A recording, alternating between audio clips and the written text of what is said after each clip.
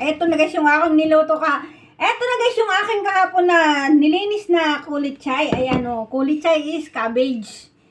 Cabbage is repolyo. Ayan, eto na yung sinasabi ko sa inyo guys na pwedeng atsara ang repolyo. Ayan o, diba?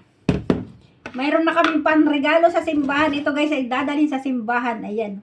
Pangregalo sa simbahan.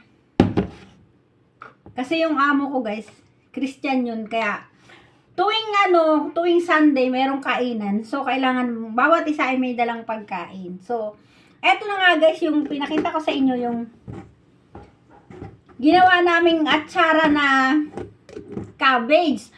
Pero alam nyo guys, ang sarap talaga niya guys. I-try nyo talaga. Sobrang sarap talaga niya guys.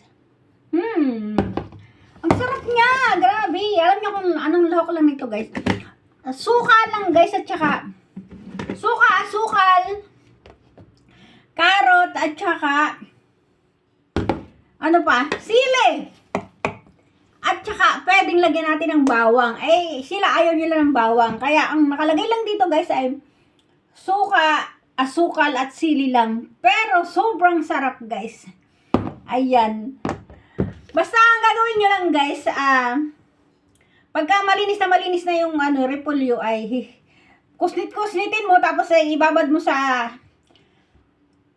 asin. Tapos ay saka mo pipigain ng pigang-piga kasi maalat yon.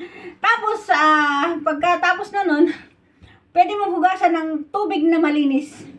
Malinis as in malinis na tubig kagaya ng halimbawa ay ginagamit namin ay yung may filter kami, yun ang aming pinaghuhugas. Saka, ayun, saka titimplahan ng mga ricado. Kaya para tumagal ang iyong salad. So, ayun na nga guys, ipinakilala ko lang sa inyo kung paano paggagawa ng atsara na repolyo. O, ayan, yun lang, wala nang iba.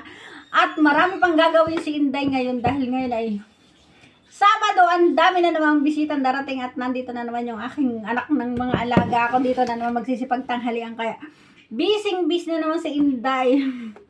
Mamaya papakita ko sa inyo kung anong lulutuin ko na isang katilba.